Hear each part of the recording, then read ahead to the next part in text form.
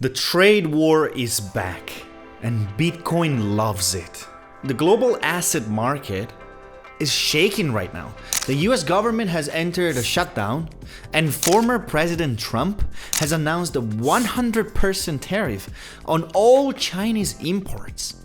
So in just one day, stocks plunged, and both the dollar and commodity markets went wild.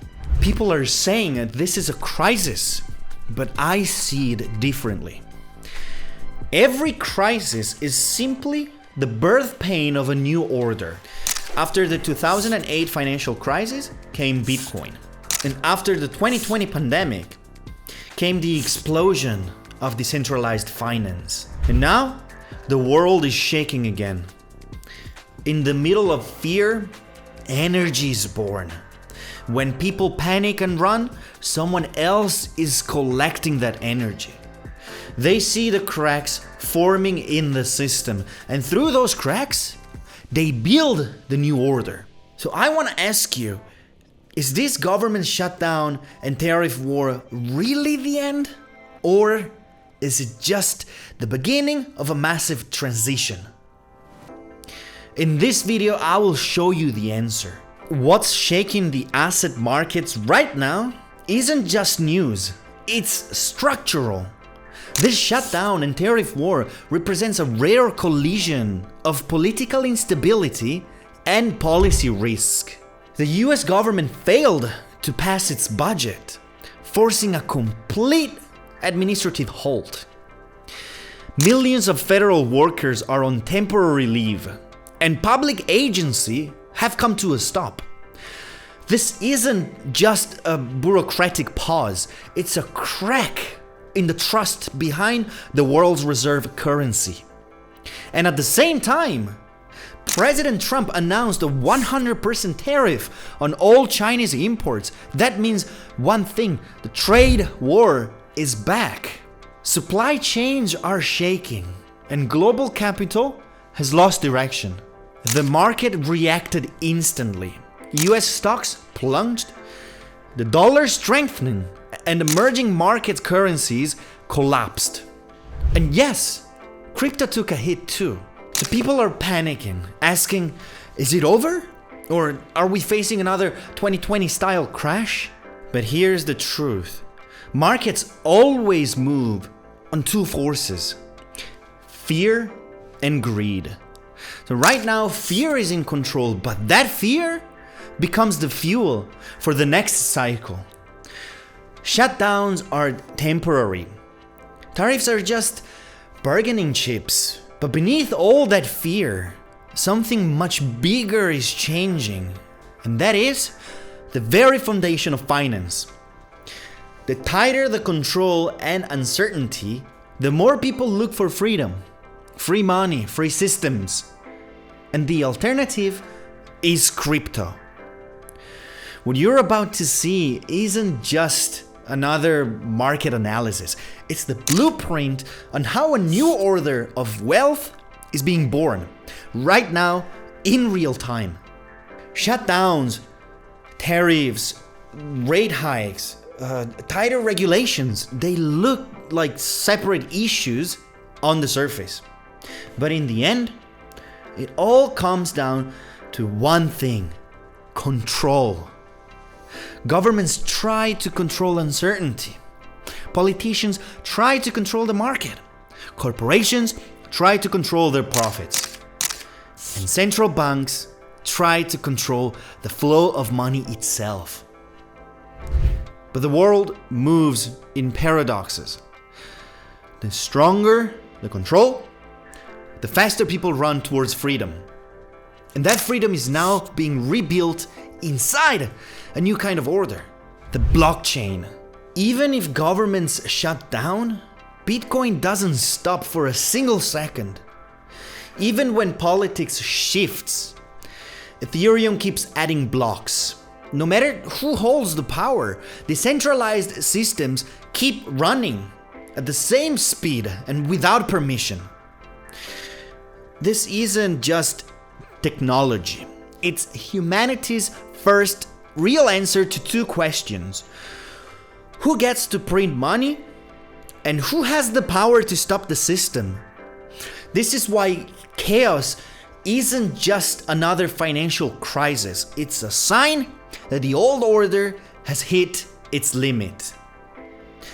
When nations, banks, and institutions can no longer hold the system together, people start choosing their own money. And the more control they try to impose, the faster technology of freedom evolves. That right there is the essence, the real essence of Bitcoin and crypto. The markets are failing. The news is full of fear, but beneath the calm, the real players are already moving. The whales, the institutions, this is nothing new. While retail investors panic sell, they are calmly buying. They don't trade based on headlines, they move based on structure, because they know when fear peaks, fear is when accumulation begins.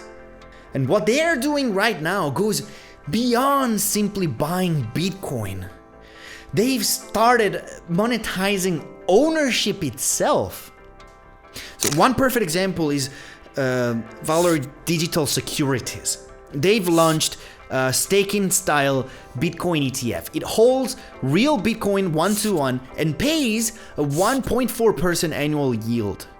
In other words, just holding Bitcoin now generates passive income. It looks like a simple financial product, but it's not.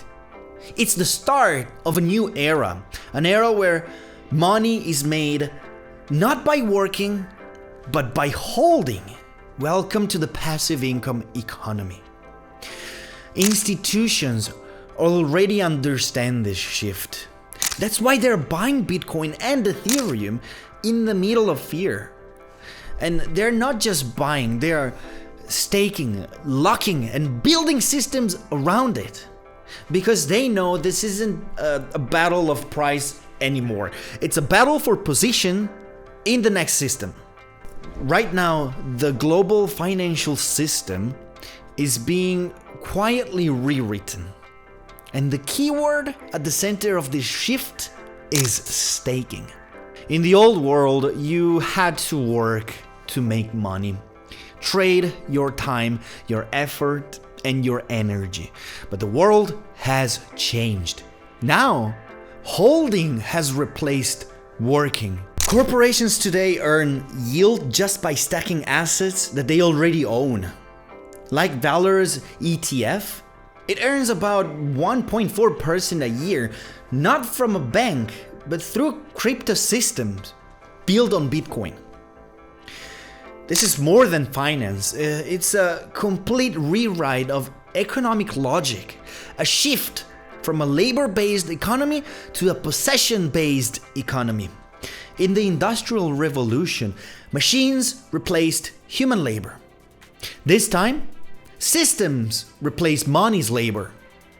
We are entering an era where your assets work automatically, 24/7, without you lifting a finger. That's the essence of stacking economy. And as this model spreads, the very meaning of asset changes. An asset is no longer something that you just own. It's something that produces. This is something short of a revolution in the industry of wealth itself. Work is replaced by holding. Wages are replaced by yield. And that yield doesn't come from governments. It comes from protocols. In the end, the stacking economy is a system where money moves without banks, and trust exists without nations. Those who understand this structure first will own the next financial era. Trump's 100% tariff announcement isn't just politics, it is a message that shakes the foundation of the global economy. The moment the US closes its door to China, the world loses one thing: trust between nations. When countries can't export and when they stop trusting each other's currencies, people start asking one question. So what can we actually trust? And that's where borderless money, crypto, comes in.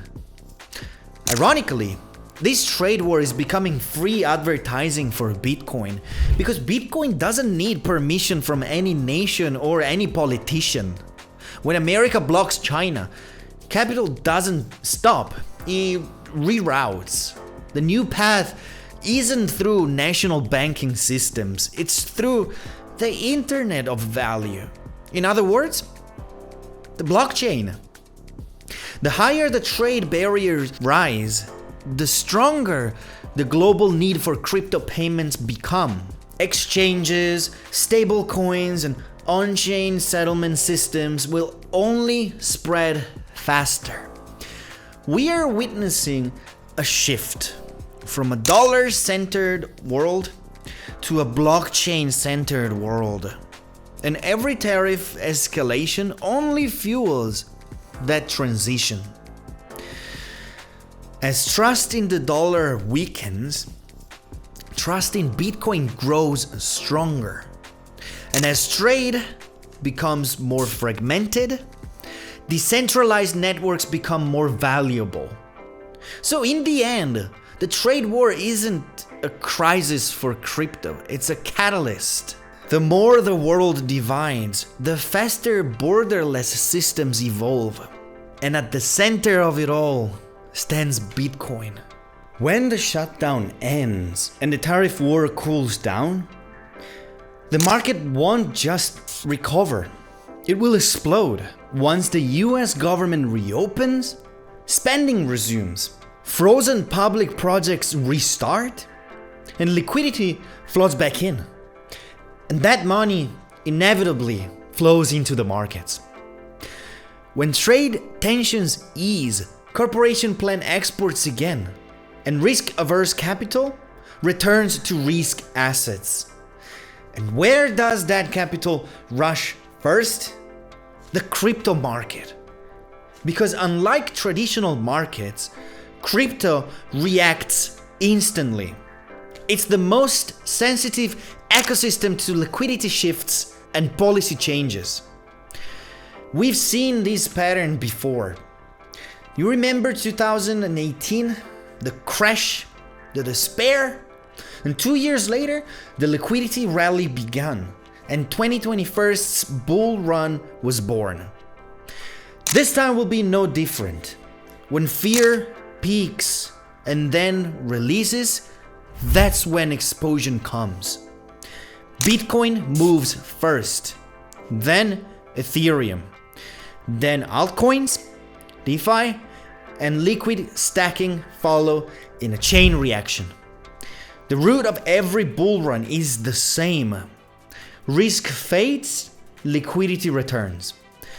The market may move on emotion, but capital always moves with logic. The moment fear ends, money flows back towards risk. And once again, the first beneficiary won't be the banks, it'll be the blockchain. When this shutdown ends and the tariff war cools, that build-up energy will all erupt in one direction. That's all for today. If you found this video interesting, hit that like button and subscribe. We've got more deep dives coming that'll change how you see the market. Don't miss what's next.